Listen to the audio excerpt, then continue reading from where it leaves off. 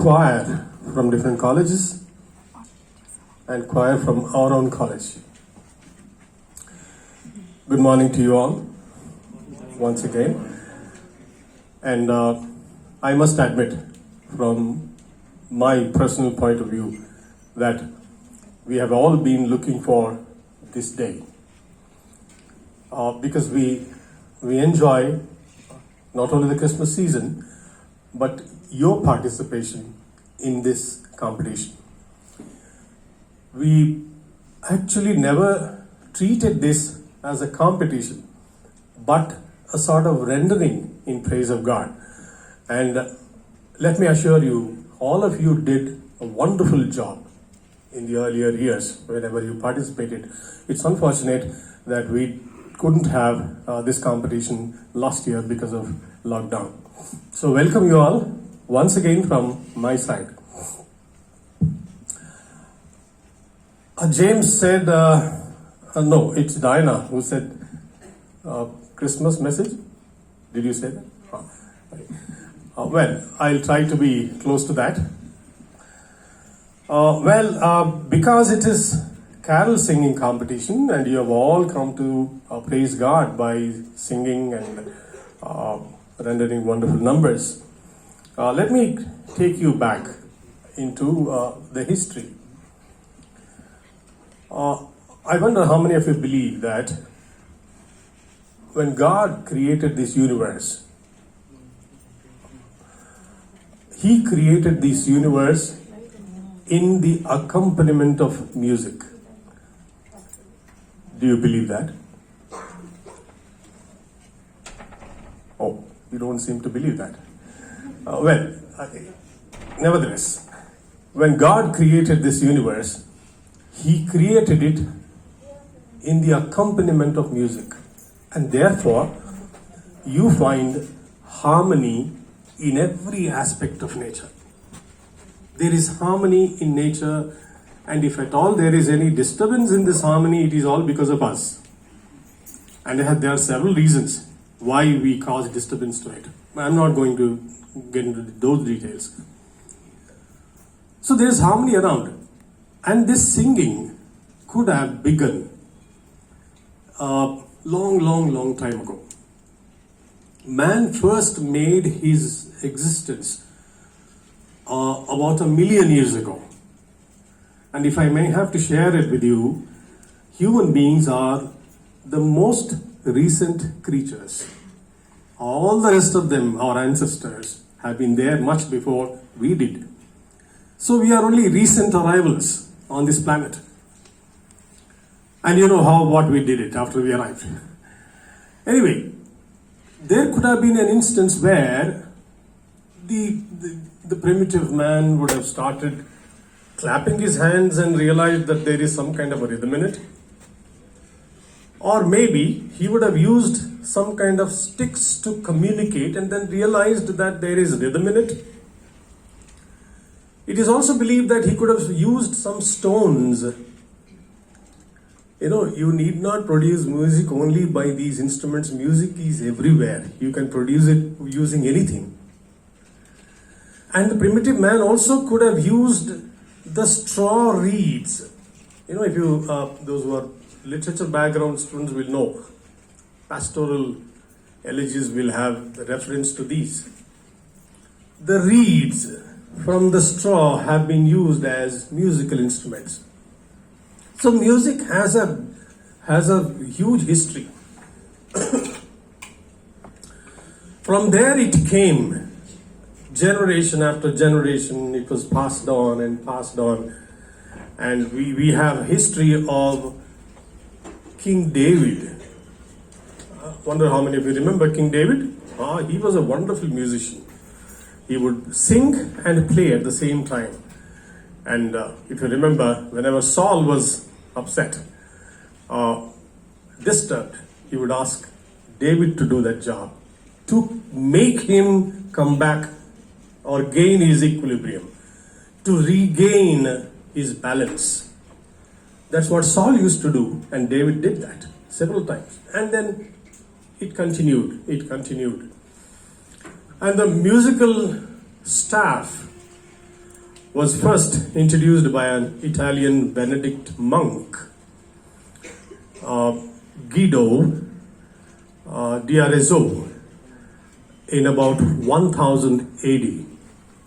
And from there, he started with two-line music, and then later it was developed into four-line music.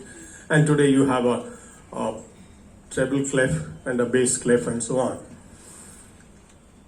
And it came down again. It came down. And if you remember, and if you are aware, that singing has been the quality of worship in temples of God.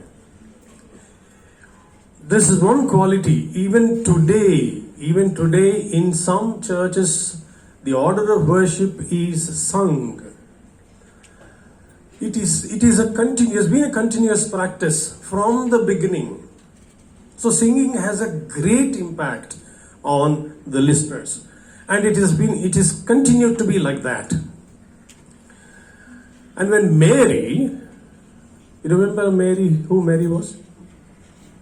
In the context. No? Please say yes. I am encouraged. Thank you. When Mary received a message from the angel of God, she simply said, "You are going to give birth to a child." Initially, Mary was upset. What's happening to me? What is this? Later, you know what she did? She sang a song. The song is Mary's Magnificat. And she worshipped God.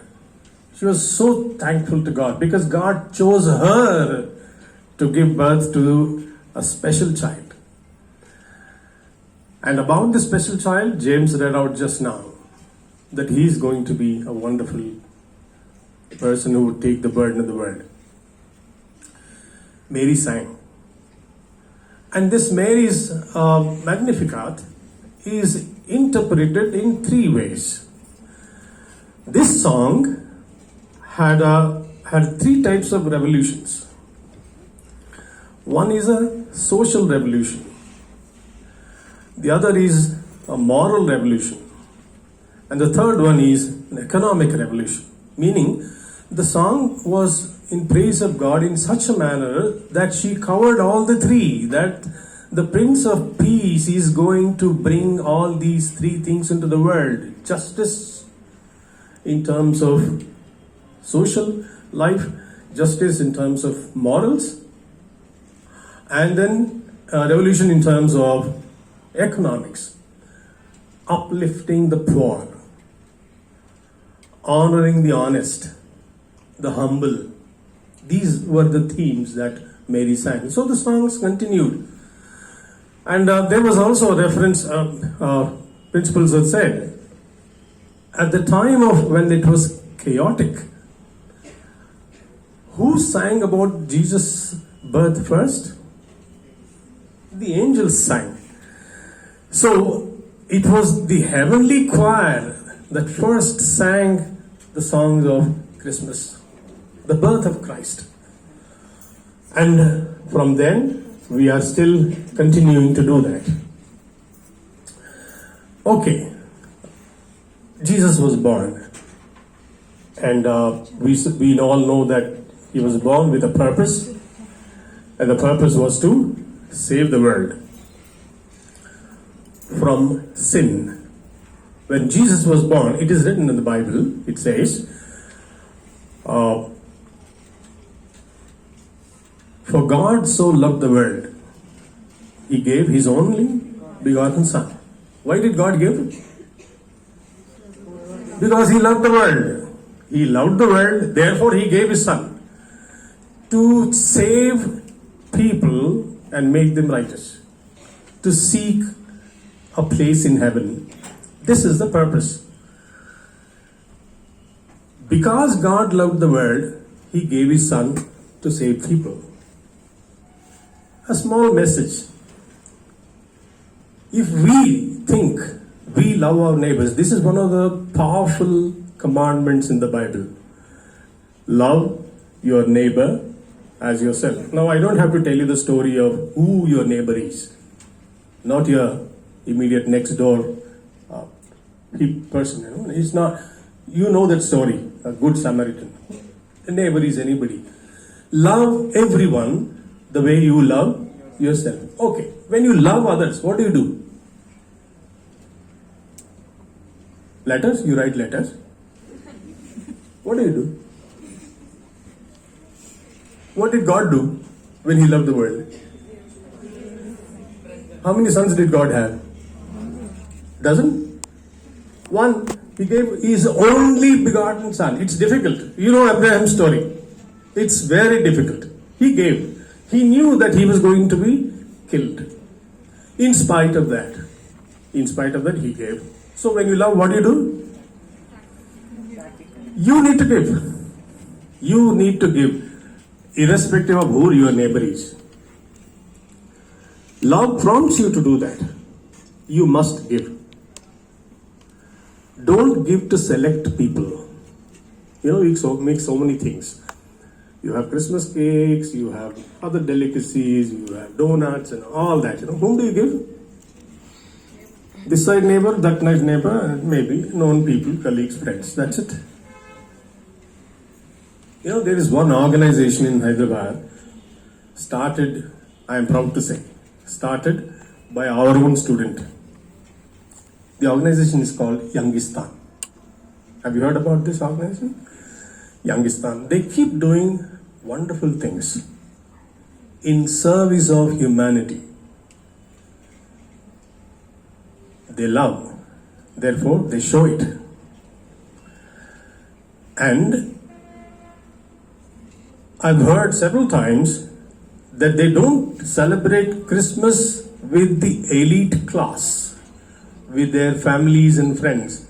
They celebrate Christmas in the slums.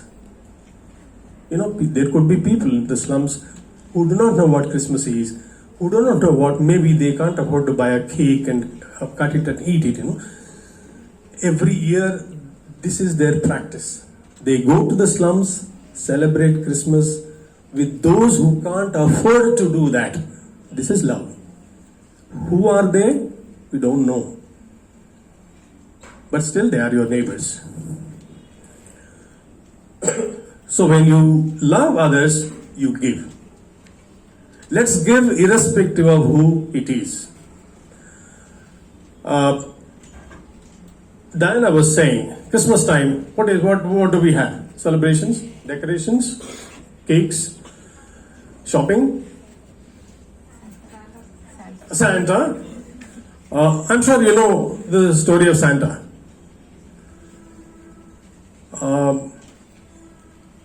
He came into limelight because he started giving. The first thing that he gave was a small bag of gold coins for a poor family. Recently I read one story. It was a sad story. A small family in the sense about 7 children. Father, mother, and 7 children. Unfortunately, the mother died. Mother died without any notice, no indication. Suddenly she fell unconscious and she is lost. Father, 7 children, not well-to-do family. And Christmas time has come. The first year without the mother. And he didn't know what to do. The 7 children, and I saw the picture that he was carrying one of them, who was so young.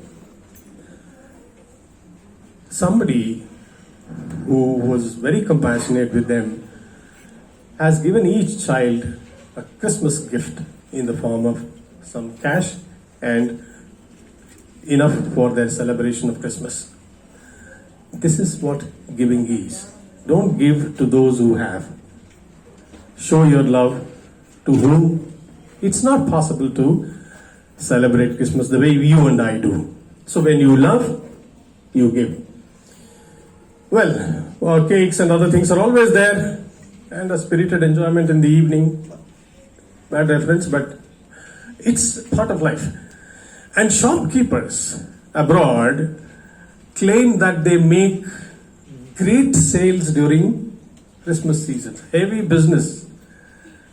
Make a lot of money. But is this what Christmas meant? I said, God sent him because he loved the world, teaching us to love others. One. Second point is, when you love others, you forgive others. I suggest that you start doing this from this Christmas. Practice forgiveness. Let me tell you, it gives you a lot of pleasure. It gives you a lot of satisfaction. It calms your heart and mind. Practice this. And see, when you come back next carol singing competition, tell me. Forgive. Love and forgive. Jesus showed this way. This is the way. He said, I am the way, the truth and life. What way is it that he showed? This is the way. Love. Love your neighbor. Forgive them. Treat them as you treat yourself.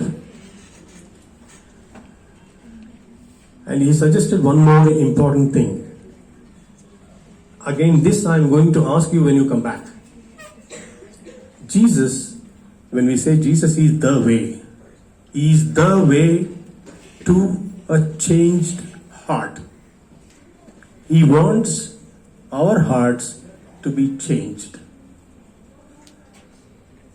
And it is written, without a change of heart, please remember this, without a change of heart, it is impossible to please God. It is impossible. If you believe that there is a God, if you believe that God sent his son to save us, and if you don't have a change of heart, I am sorry, there is no room in heaven. It is impossible to please God.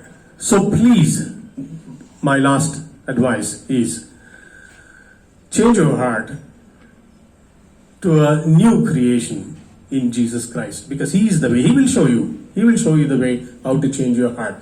And whenever there is a change of heart, let me tell you, there is a great celebration, not only here, but in heaven. One single heart change, it calls for celebration in heaven. Imagine if all of us change our hearts.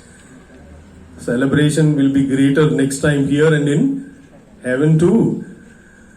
So remember, love your neighbor, give, forgive, and have a change of heart. God bless you all. Thank you so much.